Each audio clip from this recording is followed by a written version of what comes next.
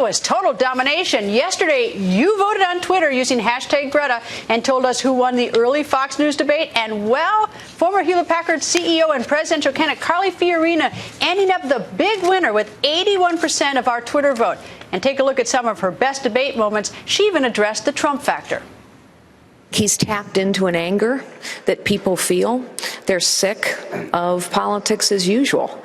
You know, whatever your issue, your cause, the festering problem you hoped would be resolved, the political class has failed you. That's just a fact, and that's what Donald Trump taps into. It is disturbing that every time one of these homegrown terrorist attacks occurs, and as your question points out, they are occurring with far too great frequency, it turns out we had warning signals. We need to be very well aware of the fact that China and Russia are using technology to attack us, just as ISIS is using technology to recruit those who would murder American citizens. Hillary Clinton lies about Benghazi. She lies about emails.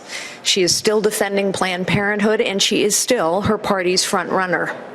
2016 is going to be a fight between conservatism and a Democrat Party that is undermining the very character of this nation. We have to undo a whole set of things that President Obama has done that get at the heart of his disrespect and disregard for too many Americans. Carly Fiorina joins us. Nice to see you, Carly. Great to be with you, Greta. Thank you. All right, Carly, you had a big night last night, but before you did the debate, you were here on the record, and I asked you what you wanted to accomplish at the debate. Here's what you told me the night before. I want people to know who I am because only 40% of Republicans have heard my name. I have the lowest name ID of anyone in the field. I want people to understand that I can win this job and do this job. And I want people to understand something of what I will do when I'm in the job. Did you achieve that, Carly? Do they now know who you are? I think so, yes. More know who I am. And every day, I hope even more will know who I am. That is part of what this takes, is getting to know people and having people get to know you. All right, so it's been a short time, but do you have any idea whether, for instance, that money is pouring in or anything else? Have you noticed any change in the last, I know it hasn't been very long, but do you feel it in any way?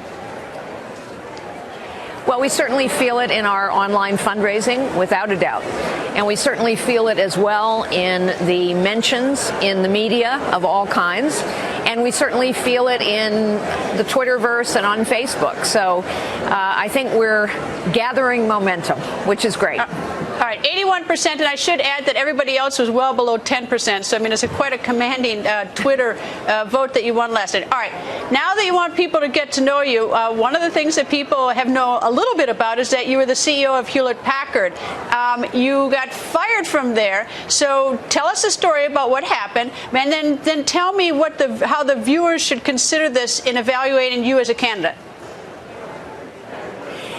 Well, I led Hewlett-Packard through a very difficult time, the dot-com bust, post 9/11, the worst technology recession in 25 years. And in tough times, sometimes tough calls are required. But despite those tough times, we took Hewlett-Packard from about $44 billion to almost $90 billion in revenue. We quadrupled its growth rate, quadrupled its cash flow, tripled innovation to 11 patents a day, and went from lagging behind in every product in every market to leading in every product and every market. At the end of my 6 years, I was fired in a boardroom brawl. And I was fired because when you lead, you must challenge the status quo. And when you challenge the status quo, you make enemies. I started out as a secretary in a 9-person real estate firm, ultimately became the chief executive of what we grew to become the largest technology company in the world, and I'm now running for the presidency of the United States. That story is only possible in this country, and yet what is happening to this country, led by progressive policies such as Hillary Clinton wants to put in place, what's happening in this country is the potential of too many people is being crushed, and the potential of those little businesses that give most Americans their chance, like they gave me a chance, are getting crushed as well. All right, well, let me have a little fun with you in the Twitter universe since you won so handsomely in our debate.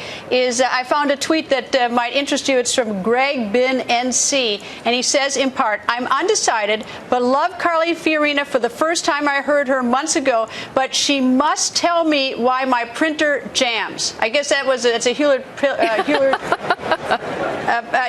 guess he's got a problem with his printer. Can you help him with that? I can't. You know, I haven't been at Hewlett-Packard for 10 years now, so unfortunately he's going to have to call the service center. All right, good. Well, all right. Now, let me ask you, every time people talk about you, they say Carly Fiorina would be a good vice presidential candidate. And I go back and forth thinking that's sexist. Sometimes I think that's horribly sexist. They're not saying it about any of the other guys that I hear. They're saying it about you. You're running for president. Is that sexist or not, that your name gets batted around as vice president when you're running for president? Well, I don't know. My guess is going forward it will get batted around less in that way. But I think to be president, and that's what I'm running to be, requires an understanding of how the economy actually works. I do. An understanding of how the world works and who's in it. I know more world leaders on the stage today than anyone running, with the possible exception of Hillary Clinton, only I didn't do photo ops with people. An understanding of how bureaucracies work, because our government is one giant, bloated, powerful, corrupt, inept bureaucracy. And an understanding of technology, and most of all, an understanding of leadership, which is to challenge the status quo. I think all of those qualities are absolutely necessary in the President of the United States in 2016. We're at a pivotal point in this nation. Politics, as usual, will not do the job anymore. And honestly, truly, as I said in that debate, whatever people are upset about, the political class and the government has failed them. So we need to try something different now. And indeed, you even said that Donald Trump had tapped into that anger. Carly, thank you very much for joining us, and I hope you'll come back. Thank you, Greta, for having me as always.